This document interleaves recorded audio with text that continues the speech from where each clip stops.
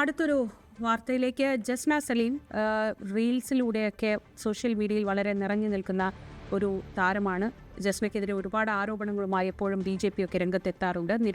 ഗുരുവായൂരിൽ നിരോധനം മറികടന്ന് റീൽസ് ചിത്രീകരിച്ചതോടെ ജസ്ന വാർത്തകളിലൊക്കെ ഇടം പിടിച്ചിരുന്നു. ആ ജസ്ന സലീം ആത്മഹത്യയ്ക്ക് ശ്രമിച്ചു എന്ന വാർത്തയാണ് ഇപ്പോൾ വരുന്നത്. കഴിഞ്ഞ ഞരമ്പ് മുറിച്ചാണ് ആത്മഹത്യാ ശ്രമമുണ്ടായത്. ഗുരുവായൂർ ക്ഷേത്ര പരിസരത്തിൽ നടപ്പന്തലിലും റീൽസ് ചിത്രീകരണം പാടില്ല എന്നതാണ് ഹൈക്കോടതി ഉത്തരവ്. അത് മറികടന്നാണ് ജസ്ന പടിഞ്ഞാറേ നടയിൽ ചിത്രീകരിച്ചത്. ദേവസ്വം അഡ്മിനിസ്ട്രേറ്ററുടെ പരാതിയിൽ ഇന്ന് ഇവർക്കെതിരെ കഴിഞ്ഞ ദിവസം പോലീസ് കേസെടുത്തിരുന്നു.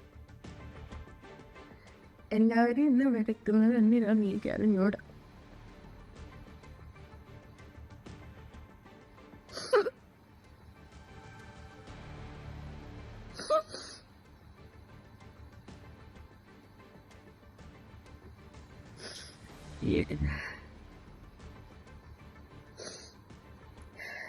ഞാൻ ആരോടും ഒന്നും ചെയ്തിട്ടില്ല.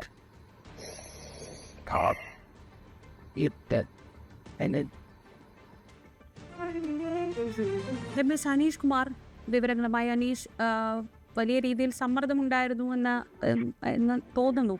ഇപ്പോൾ ഈ ജസ്നയുടെ ആരോഗ്യനില എങ്ങനെയാണ്? എന്തൊക്കെ വിവരങ്ങളാണ് നമുക്ക് ലഭിക്കുന്നത്?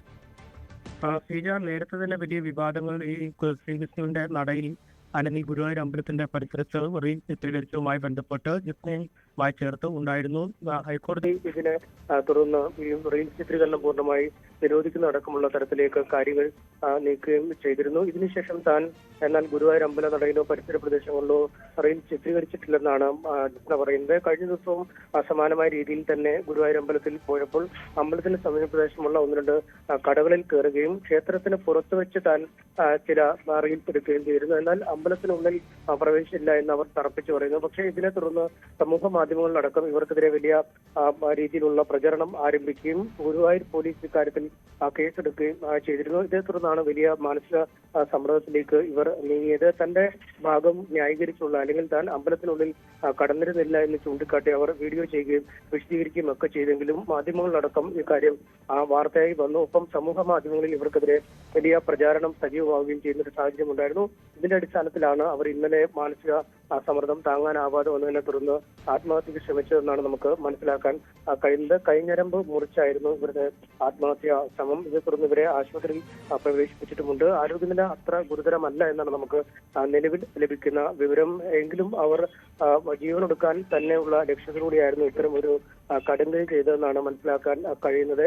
ഈ മാധ്യമങ്ങളിലടക്കം ഇക്കാര്യം വാർത്തയായി വന്നിരുന്നു. സമൂഹ മാധ്യമങ്ങളിൽ ഇവർക്കെതിരെ വലിയ പ്രചാരണം ഇവർക്കെതിരെ ഉയർന്നിരുന്നു. എന്നാൽ താൻ അത്തരം ഒരു കൃത്യം ചെയ്തിട്ടില്ല. കാരണം നേരത്തെ അറിവില്ലായ്മ കൊണ്ടാണ് ഒരു തവണ കണ്ണന്റെ പിറന്നാൾ ദിനത്തിൽ ഗുരുവായൂരിലെത്തുകയും അവിടെ വെച്ച് കേക്ക് മുറിക്കുകയും ഒക്കെ ചെയ്ത് റീൽസ് പുറത്തുവിട്ടിരുന്നു.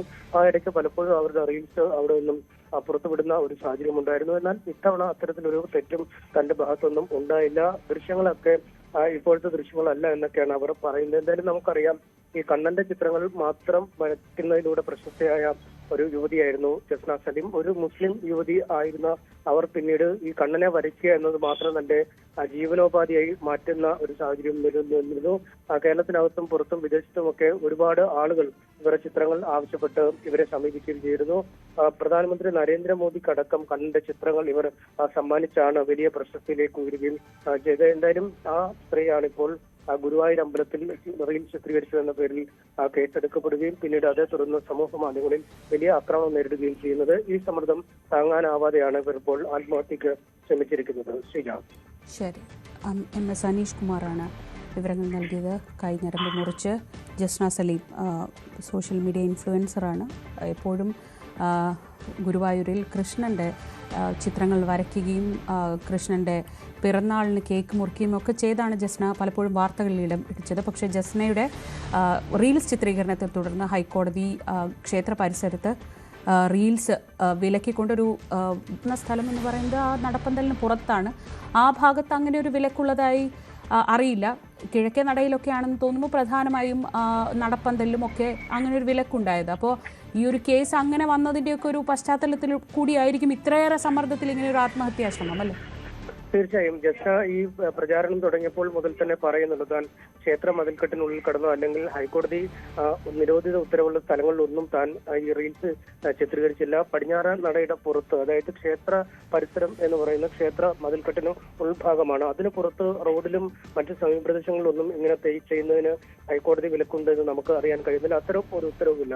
പ്രത്യേകിച്ചും ക്ഷേത്രത്തിനകത്ത് റീൽസ് ചിത്രീകരണം പാടില്ല എന്നാണ് കൃത്യമായി ഹൈക്കോടതി ഉത്തരവുള്ളത്. അതുകൊണ്ട് തന്നെ താൻ ക്ഷേത്രത്തിനകത്തല്ല, പുറത്താണ്, ആ പുറത്തുള്ള വഴി ഭാഗത്താണ് ചെയ്തിരിക്കുന്നത്. ഒപ്പം ഈ ക്ഷേത്രത്തിന്റെ നടക്കെട്ടിന് പുറത്ത് കടകളിരിക്കുന്ന ഭാഗത്തോട് താൻ പോവുകയായിരുന്നു. അവിടെ കടകളെ കേന്ദ്രീകരിച്ചുമൊക്കെയാണ് ഒരു വീഡിയോ ചിത്രീകരിക്കുന്നത്. അതും പൂർണ്ണമായും ഒരു കേന്ദ്രം ക്ഷേത്രമല്ല, അല്ലെങ്കിൽ ക്ഷേത്രത്തെ ലക്ഷ്യമാക്കിയല്ല റീൽസ് ഉണ്ടായിരുന്നതെന്നാണ് അവർ പറയുന്നത്. പക്ഷേ ഇത്തരത്തിൽ ക്ഷേത്ര മതിൽക്കെട്ടിന് പുറത്തായി റീൽസ് ചിത്രീകരിച്ചിട്ട് പോലും അത് ക്ഷേത്രത്തിൽ ഉള്ളിലെ നിയമവിരുദ്ധ റീൽസ് ചിത്രീകരണം എന്ന രീതിയിലുള്ള പ്രചാരണം സമൂഹ മാധ്യമങ്ങളിൽ ശക്തമായി. ഇത് തുടർന്നാണ് ഗുരുവായൂർ പോലീസ് കേസെടുക്കുകയും ദേവസ്വം അധികൃതർ പോലീസിന് പരാതി നൽകുകയും ഒക്കെ ചെയ്യുന്നത്. ഇതേ തുടർന്ന് താൻ ദേവസ്വം അധികൃതരെ ബന്ധപ്പെട്ടു. താൻ ചിത്രീകരിച്ച വീഡിയോ ദൃശ്യങ്ങൾ അയച്ചു കൊടുത്തപ്പോൾ അവർക്ക് കാര്യങ്ങൾ മനസ്സിലായി. ഇത് പോലീസിന്റെ ഒരു അന്വേഷണത്തിൽ വെളിവാക്കൂ എന്നാണ് അവർ പറഞ്ഞത്. അതിനുശേഷം ഈ പോലീസിനെ സമീപിച്ചപ്പോഴും ആവശ്യമാകുമ്പോൾ, അന്വേഷണവുമായി ബന്ധപ്പെട്ട ആവശ്യമുള്ളപ്പോൾ എത്തിയാൽ മതിയെന്ന നിർദ്ദേശമാണ് പോലീസ് നൽകിയത്.